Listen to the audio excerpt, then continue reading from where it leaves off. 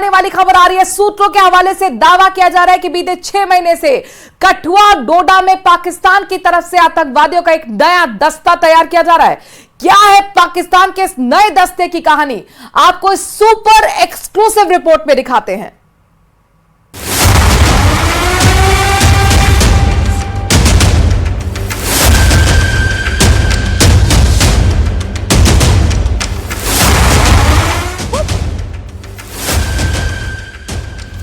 जम्मू कश्मीर से आई ये खबर किसी को भी सन कर देने के लिए काफी है, क्योंकि खुफिया सूत्रों के हवाले से पता चला है कि जम्मू संभाग में दहशत फैलाने के मकसद से पाकिस्तान ने एक नई टेरर ब्रिगेड तैयार की है और इस टेरर ब्रिगेड का नाम है आतंक का पठानी दस्ता।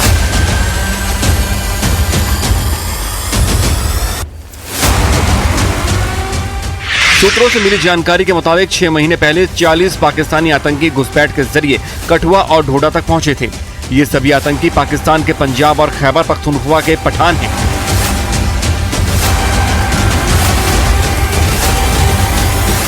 यानी पाकिस्तान ने दहशतगर्दी के मोर्चे पर पठानों को खड़ा कर दिया है।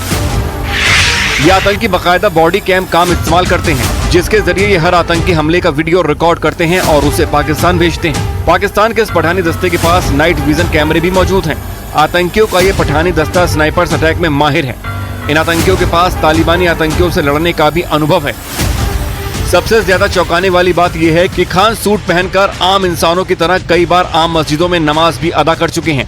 सूत्रों के मुताबिक दहशतगर्दी की ये नई ब्रिगेड PAFM और कश्मीर टाइगर्स जैश-ए-मोहम्मद का हिस्सा है। सूत्रों के हवाले से पता चला है कि इन पठान आतंकियों को पहाड़, जंगल और नदियों तक में लंबे समय तक रहने का अनुभव है। ये आतंकी सैन्य प्रशिक्षण, टोही क्षमता, ग्युरिल्ला युद्ध रणनीति में भी अच्छा खासा अनुभव रखते हैं। खुफिया जानकारी के मुताबिक राजौरी, पुंछ, कठुआ, डोडा, रियासी 40 से 50 आतंकी एक्टिव हैं। ये आतंकी 10 से 12 के ग्रुप में बटे हुए हैं। दावा किया जा रहा है कि आतंकियों की ये नई ब्रिगेड हमलों के वीडियो बनाती है और उन वीडियो को अंग्रेजी में ट्रांसलेट करके पोस्ट करती है। ये आतंकी कभी कभी रॉबर्ट क्राफ्ट जैसे मशहूर लेखकों और कवियों को भी कोट करते हैं। खास बात यह भी है कि पाकिस्तान के पठान आतंकी सुरक्षा बल की नजरों से बचने के लिए फोन का इस्तेमाल नहीं करते। अगर इन्हें कहीं कोई संदेश भेजना होता है तो ये रेडियो फ्रीक्वेंसी मैसेंजर का इस्तेमाल करते हैं, जिसे इंटरसेप्ट नहीं किया जा सकता। ये आतंकी ना तो गांव जाते हैं और न ही स्थानीय लोगों के साथ रहते हैं। ये जंगलों और गुफाओं में रहते हैं, जबकि अपने खाने पीने का सामान बकरवालों से खरीदते हैं। इतना ही नहीं, कभी कभी अपने मददगारों से जंगल में ही खाना रख जाने के लिए भी कहते हैं। दावा तो ये भी किया जाता है कि आम बातचीत में सिर्फ पंजाबी भाषा का इस्तेमाल करते हैं। यानी पठानी आतंकियों की नई ब्रिगेड दहशतगर्दी फैलाने के लिए एक सदे हुए सिस्टम की तरह काम करती है। एक ऐसा सिस्टम जहां गलती की कोई गुंजाइश नहीं। लेकिन कहा तो ये भी जा रहा है कि गुनाह और गुनहगार ज्यादा दिन तक छिपे नहीं रह सकते और फिर इनका मुकाबला तो उन भारतीय जाबाजों से है जो पल पल सरहद की निगहबानी कर रहे हैं।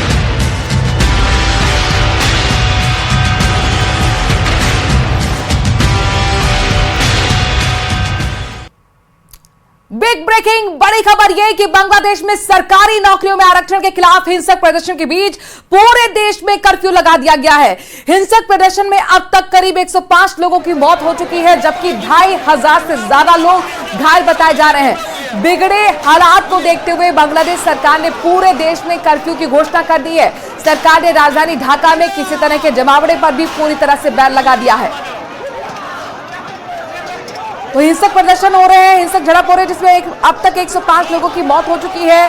हजारों लोग इसमें घायल हुए हैं। ढाका में किसी तरह के जमावड़े पर अब रोक लगा दी गई है। हिंसक झड़प के बाद पूरे देश में कर्फ्यू लगा दिया गया है। इस वक्त की बड़ी खबर बांग्लादेश से आ रही है।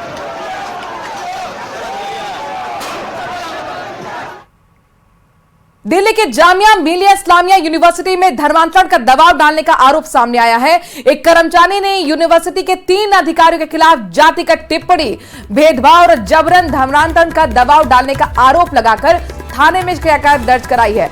हालांकि इन आरोपों को यूनिवर्सिटी प्रशासन ने बेबुनियाद बताया है। जामिया के नेचुरल साइंस डिपार्टमेंट में काम करने वाले कर्मचारी रामनिवास सिंह का आरोप है कि अनुसूचित जाति के हिंदू होने पर यूनिवर्सिटी के 3 प्रोफेसर ने पहले तो उनके साथ जाति सूचक शब्द का इस्तेमाल किया, बदसलूकी की और उसके बाद इस्लाम कबूल करने का दबाव बनाया। पीड़ित की शिकायत पर पुलिस ने एफआईआर दर्ज कर तीनों प्रोफेसर से पूछताछ शुरू कर दी है। पीड़ित रामनिवास ने नेशनल अनुसूचित जाति जनजाति आयोग को भी शिकायत दी है, साथ ही डीसीपी को भी इस बाबत पत्र लिखा है।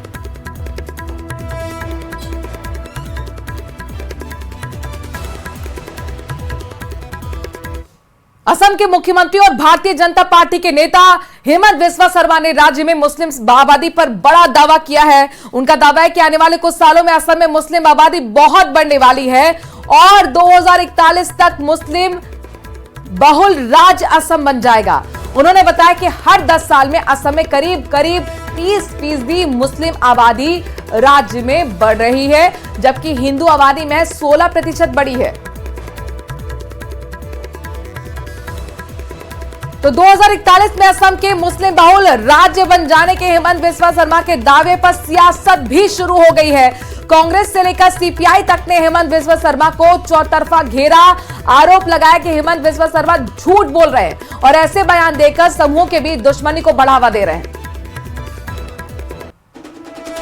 इकट्ठा था, यानी कि उसमें से 4 राज्य और बन गए। नागालैंड, मिजोरम, अरुणाचल प्रदेश, मेघालय, ये सब आसाम का पार्ट हुआ। अब वो अलग राज्य बन गए। तो जाहिर सी बात है, जो नॉन मुस्लिम पॉपुलेशन मेजॉरिटी थी उनमें 4 राज्य अलग बन गए। तो वो जो मुस्लिम पॉपुलेशन है उसके तवाजुन में वो बढ़ती हुई दिखाई थी। तब झूठ का भी कोई हद होता है। He is actually creating a sort of enmity between two communities by saying that one community's number will be such and such in after some years. So this sort of projection and giving us some sort of a warning is not the constitutional responsibility of an elected chief minister.